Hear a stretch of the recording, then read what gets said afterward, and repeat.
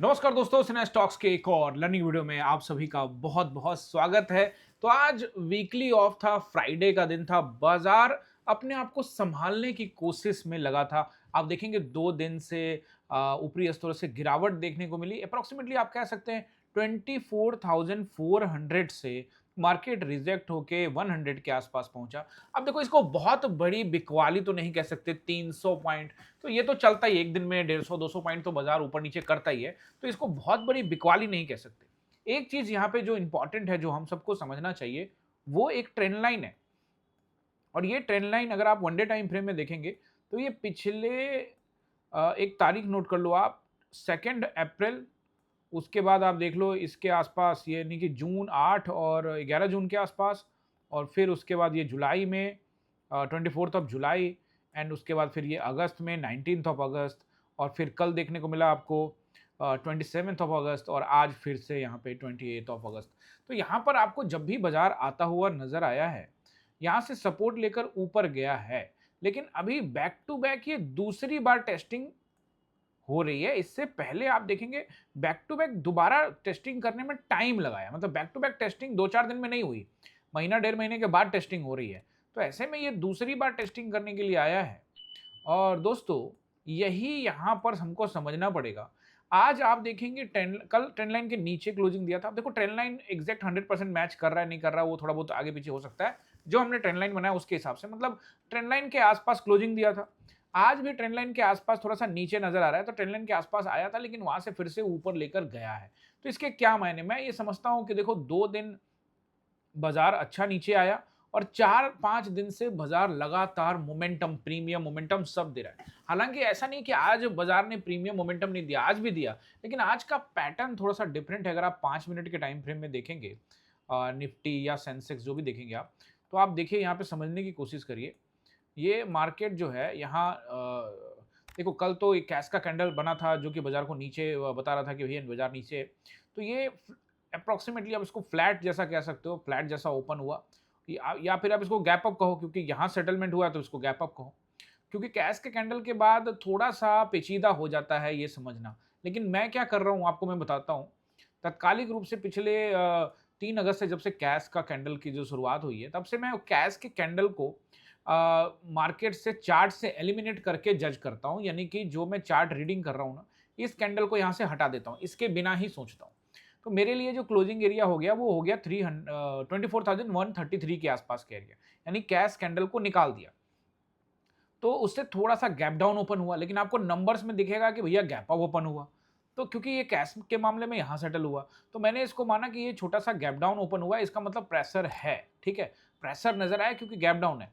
लेकिन gap down खोलने के बाद क्या किया, इसने एक हैमर कैंडल बनाया, इन्वर्टेड हैमर, और उसके बाद बैक टू बैक ग्रीन बना के, तो मैं पहला दूसरे कैंडल पे, 920 वाले ग्रीन कैंडल पे मेरी एंट्री होती है। उसके बाद मैं इस बात को पहले से तैयार था, इस बात को लेकर कि 160 का जो एरिया है वो रेसिस्टेंस रहेगा, मैक्सिमम 180 का देखेंगे।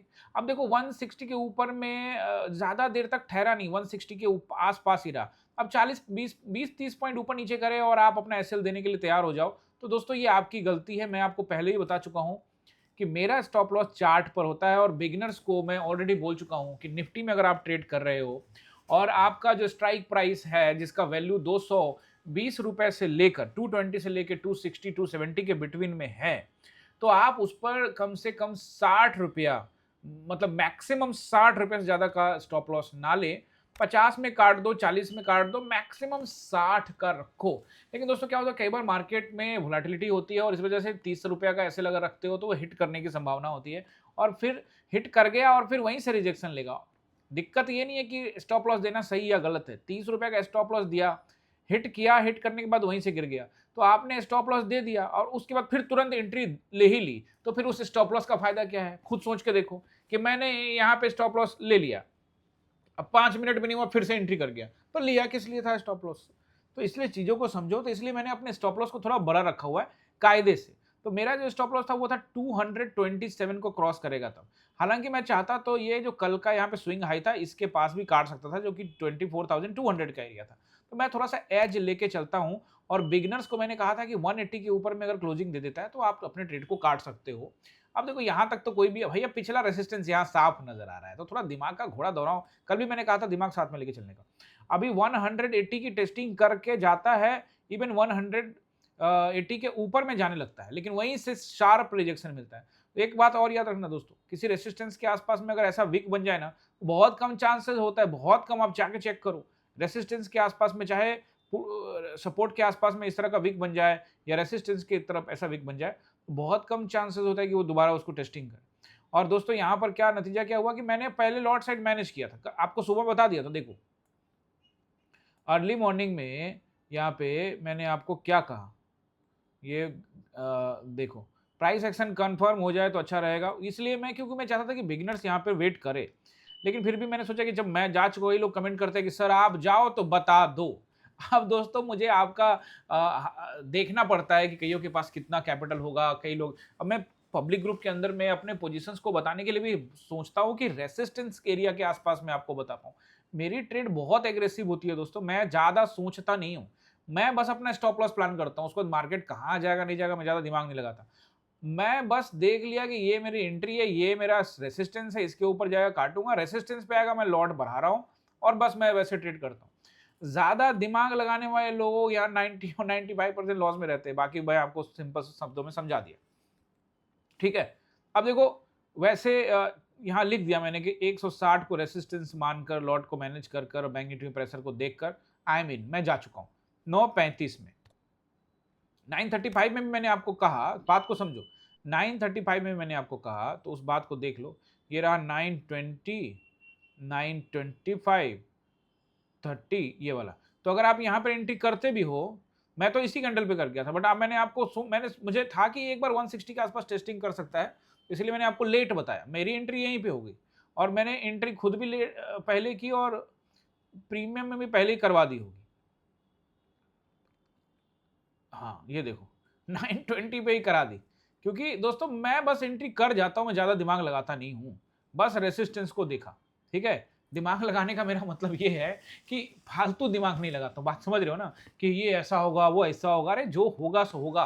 फिलहाल जो मैंने एनालाइज किया उसके आधार पे 160 इज द रेसिस्टेंस, तो वेट फॉर द 160, या तो 160 के लिए वेट करूंगा या तो जाऊंगा, तो मैं चला जाता हूं, फिर मैं देखता हूं 160 की तरफ जाएगा तो लॉट वहां ऐड करूंगा, सिंपल सी बात है।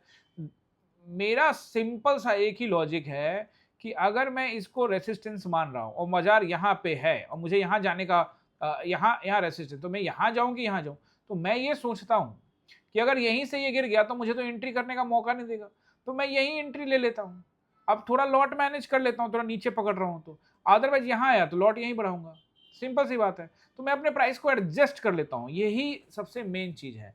लॉट बढ़ाया, उसके बाद वापस से क्या हुआ, ये लिया बड़ा कैंडल शानदार, ये कैंडल के बाद रिजेक्शन मिला, यहाँ लॉट अच्छा बढ़ाया दोस्तों एकदम ग्रीन कैंडल पे, और फिर उसके बाद ट्रेड शानदार चला। और दोस्तों ये माइनस में जाता हुआ ट्रेड पे लॉट बढ़ाने की वजह से, इवन लॉट जो लोग नहीं भी बढ़ाएं उसको भी यहाँ प्रॉफिट दे दिया, क्योंकि जो प्राइस चल रही थी यहाँ पे उससे काफी ज्यादा प्राइस यहाँ पे चला। मेरा ट्रेड जो है दोस्तों सेंसेक्स में भी था, और पर्सनल मैंने सिर्फ सेंसेक्स में किया, और जो ट्रेड जो दिया था वो दोनों में दिया था, वो आप देख सकते हो यहाँ पे, निफ्टी का भी ट्रेड था और सेंसेक्स का भी ट्रेड था। पर सेंसेक्स के ट्रेड और निफ्टी के ट्रेड में थोड़ा डिफरेंस था, ये 920 में और ये गया था 927 के अंदर में, इसको थोड़ा सा लेट लेके गए थे। और ये आप देख सकते हो 570 580 रुपए के भाव से ये गाड़ी चली और इजीली 100 पॉइंट अचीव कर लिया थोड़ी देर में, और ये अच्छा चला, 150 पॉइंट के ऊपर के आसपास में चला। तो दोस्तों मतलब ट्रेड्स जो थे वो बहुत अच्छे थे, लेकिन उसको कंपेयर अगर आप करेंगे कल से, क्योंकि कल तो 6 ट्रेड थे, और दोस्तों आप देखोगे तो 700 पॉइंट, मतलब कुछ अलग लेवल का ट्रेड था कल का, बात ही अलग था। कल मंथली एक्सपायरी थी, जबरदस्त मूवमेंट हुआ था। अब डेली वही एक्सपेक्टेशन कि भैया कल मैंने 20,000 रुपया बनाया था, आज तो मेरा 5,000 बना। अब मैं अपने बारे में सोच लूं कि यार कल में तो मैंने टोटल प्रॉफिट जो है 40 लाख किया था, तो अब मैं आज तो मुझे यार सिर्फ 13 लाख ही मिल रहा है, आज तो मुझे सिर्फ 5 लाख ही मिल रहा है। तो मैं ऐसा अगर करता हूं, ऐसा सोचता हूं, तो ये मेरी गलत फहमी है, मतलब गलत है ये सोच। डेली वही पैसा कैसे लेके आ जाओगे आप, बाजार कभी कुछ हो सकता है कभी कुछ हो सकता है। अपने पोजीशन साइजिंग को भी देखना होगा। कल मैंने काफी ट्रेड्स किए, लॉट साइज बड़ा रखा, आज मैंने लॉट साइज को मेंटेन रखा क्योंकि बाजार ऊपर जा रहा था। आपको मैं कितनी बार बता चुका हूं कि जब बाजार मुझे जैसा लग रहा है वैसे चल रहे हैं, तो मैं कोई कॉम्प्रोमाइज नहीं करूंगा, भर के झोली डाल दूंगा। जहां मुझे डाउट हो गया मैंने अपना पीछे खींच लेना है कदम, थोड़ा थोड़ा लॉट लगाना है, बाकी चीज़ों में मैं समझौता नहीं करता। आई होप आप समझ रहे होंगे जो मैं कहना चाह रहा हूँ।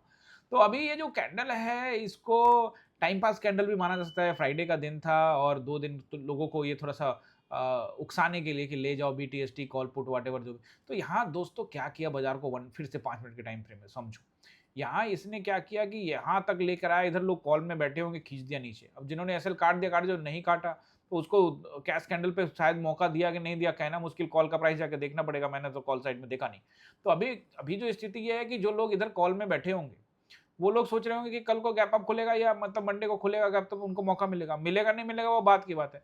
जो लोग इधर यहाँ नीचे पुट में गए थे तो उनको पैसा मिल चुका, और अगर उन्होंने नहीं काटा होल्ड किया है, दोनों तरफ से होल्डिंग कराने की कोशिश की गई है और इस बीच में किसी को स्टेटमेंट दे जाएगा या कुछ ऐसा हो जाएगा तो मार्केट उथल-पुथल हो सकता है। बट स्टिल जो मार्केट है उसको अच्छे से समझने की कोशिश अगर करते हैं, क्लोजिंग मिली है निफ्टी की 175 पे, 24,175 पे। मतलब फिर से वही बात आ गई कि 24,100 is a really a great support. इस मार्केट में फिलहाल ये अच्छा सपोर्ट है और बार-बार 24,100 के आसपास से मतलब थोड़ा बहुत नंबर आगे पीछे हो सकता है, उस पर जो है सपोर्ट जो है सो कि मिलता हुआ नज़र आ रहा है। तो जब तक मैंने आपको कितनी बार कहा है कि 24,100 के नीचे, इवन आज मैंने कहा था कि 80 को टेस्टिंग करके उसके नीचे टाइम बिताएगा। टेस्टिंग किया, हमने बुक किया और उसके और नीचे भी गया। बात समझ रहे हो? तो इसका मतलब उसके यहीं से ऊपर चला गया। तो अब जो है एक्सपेक्टेशन करना कि इसको तोड़ेगा तो नीचे जाएगा, लेकिन गया नहीं। इसका मतलब साफ है कि 24,100 के ऊपर में तात्कालिक सपोर्ट है, लेकिन ये बहुत बड़ा सपोर्ट है ये कहना अभी सही नहीं है, क्योंकि बहुत बड़ा सपोर्ट था तो बाइंग आती, बट बाइंग तो आ नहीं रही है। तो स्टिल इसके अंदर में अभी पिछले कई रेसिस्टेंस उसको भी ब्रेक करना है। तो मैं अभी फिलहाल चार्ट को कल के मंडे को जब खुलेगा तो उसके खुलने के बाद देखूंगा। समझ रहे हो मेरी बात? मेरा अभी कोई भी पोजीशन नहीं है, मैंने अपने सारे पोजीशन कट कर दिए हैं। कुछ मेरे ऐसे स्टूडेंट्स हैं जो कि पुट साइड में थे, तो उनका थोड़ा-सा ये नीचे में गए थे, तो उस वाले ट्रेड पे यहाँ तो प्रॉफिट हो गया था। मतलब overall they are in green, but कुछ ट्रेड कम लॉट से गए थे तो उनको यहाँ पे लॉसेस हो रहे थे, तो उन्होंने कहा कि क्या करें? तो मैंने कहा देखो पूरा बीटीएसटी करने का अभी सही नहीं लग रहा है मुझे कैंडल देख के, जो कि मैं आपको बैंक निफ्टी में समझाऊँगा वन डे टाइम फ्रेम में।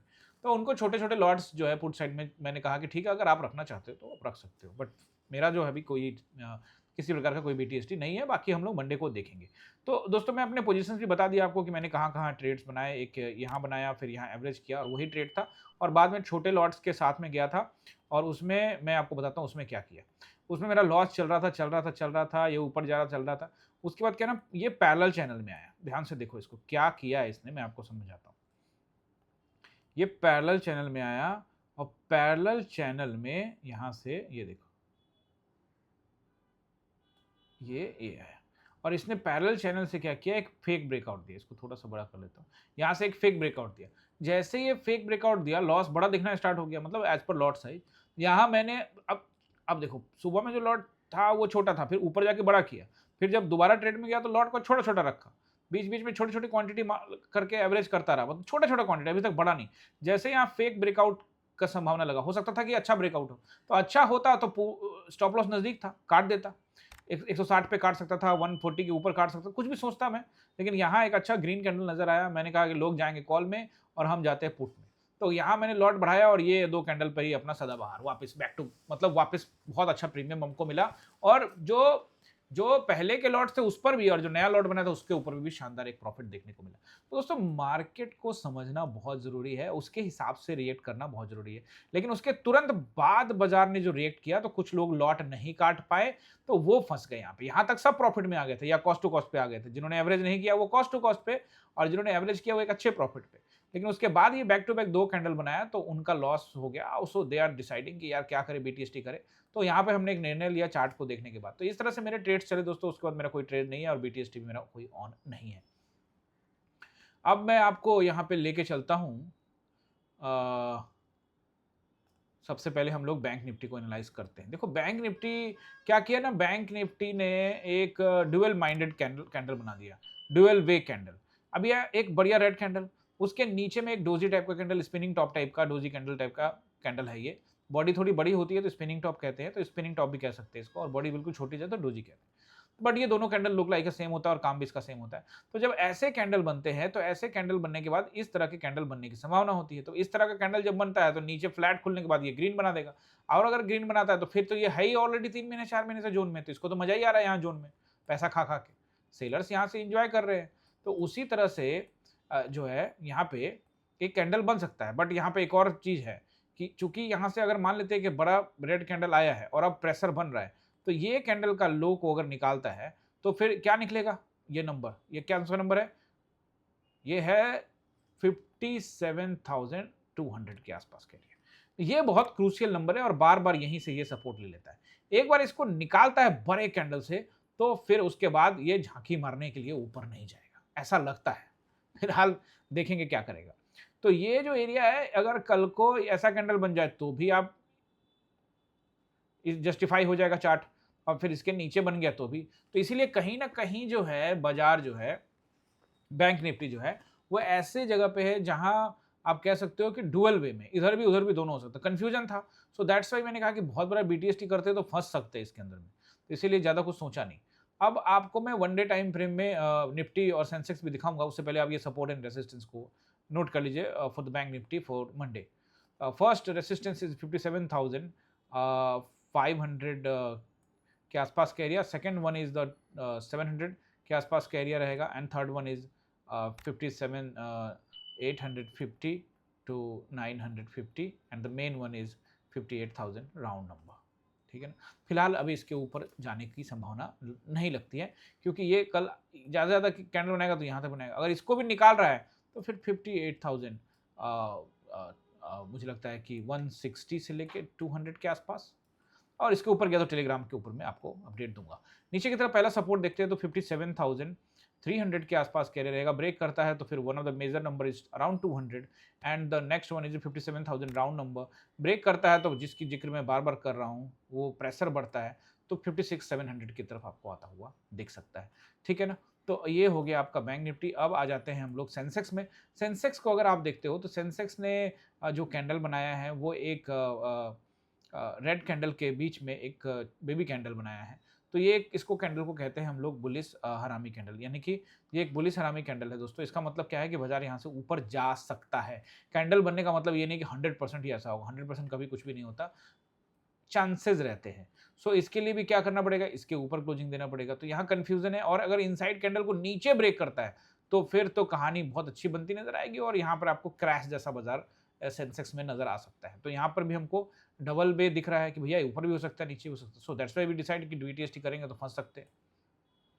बीटीएसटी की बातें मैं इसलिए कर रहा हूँ दोस्तों क्योंकि और आपको समझाना भी इसलिए चाहता हूँ क्योंकि देखो अभी पिछले कुछ दिनों से market first candle second candle में अच्छा फ्लो दे देता है, जिससे बीटीएसटी में फायदा हो जाता है। बट मैं फिर से आपको बता देता हूँ और एक डिक्लेरेशन कर देता हूँ कि बीटीएसटी जो है एक प्रकार की गैम्बलिंग है, और उसको अपने प्रॉफिट के हिस्से से ही किए जाने चाहिए। जैसे कि आप अपने प्रॉफिट के आज के प्रॉफिट का 10% मैक्सिमम 30% तक का हिस्सा लेंगे तो आपका जो पैसा है वो सुरक्षित रहेगा। बहुत लोग क्या करते हैं, बड़ा ट्रेड ले लेते हैं, लेकिन आप कोई कहोगा कि सर मेरा तो 10,000 का प्रॉफिट है और आप कह रहे हो कि मैक्सिमम 30% यानी कि 3,000 का ही लॉस हो, तो कितना लॉट लेके जाऊं? तो मत लेके जाओ ना भाई 10,000 पे। अगर बड़ा है, 2 लाख का प्रॉफिट है, 1 लाख का प्रॉफिट है, 4 लाख का, 5 लाख का, 10 लाख का या 40 लाख का प्रॉफिट है, तो उसको ध्यान में रखते हुए उसी हिसाब से बीटीएसटी लेके जाओ। बात समझ रहे हो? अब मान लो कि चलो एग्जांपल के रूप में मेरा 40 लाख का प्रॉफिट है, तो मैं कल के ध्यान में रखते हुए मैं 10% लेके जाता हूं तो 4 लाख रुपए का लेके जाऊंगा। मैं तो आपको कितनी बार कह चुका हूं, मैं कई बार तो वो भी होता है कि मैं अपना 1% भी गंवाने के लिए तैयार नहीं हूं, मैं कल आऊंगा कल देखूंगा। लेकिन जब कभी मुझे श्योर शॉट जैसा लगता है, भले हो ना हो, तो मैं उसमें 1%, 2%, 5%, 10% के बीच बीच में कर लेता हूँ। बात समझ रहे हो ना? चीजों को समझ कर एनालाइज करके करना चाहिए। अब सेंसेक्स में नोट कर लीजिए पहला रेसिस्टेंस क्या रहेगा, 77,300 के आसपास का जो एरिया रहेगा फर्स्ट रहेगा, उसके बाद रहेगा 500 के आसपास में second one 77,500 and the next one is 77,700 के आसपास का एरिया 777। तो ये आपको ध्यान में रखना है दोस्तों, ये जो नंबर है ये रहेंगे रेसिस्टेंस फॉर द सेंसेक्स। अब इसके ऊपर में समय बिताता है या कुछ करता है तो वो मैं आपको जानकारी जो है वो दूंगा टेलीग्राम के ऊपर में। ठीक है ना, ऐसे पोटेंशियल तो हो सकता है इसके पास, बस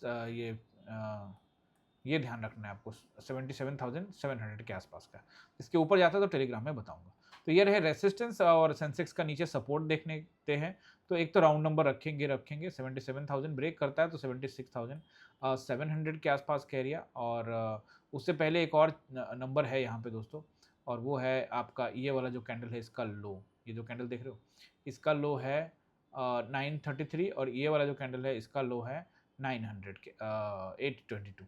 तो मुझे लगता है कि 76,700 से पहले 850 के आसपास का नंबर और फिर 76,700 के आसपास का नंबर रहेगा। अगर इसको भी हम ब्रेक करते हैं तो 76,500 की तरफ, और इसके ऊपर कहीं इसके नीचे और जाता है तो टेलीग्राम में आपको अपडेट करेंगे। Okay, now moves towards HDFC. तो एचडीएफसी कल एक अच्छा कैंडल बनाने के बाद थोड़ा सा रिकवरी मोड में नजर आया, बट दोस्तों इसको एक ग्रीन कैंडल देखकर कहना थोड़ा सा मुश्किल है।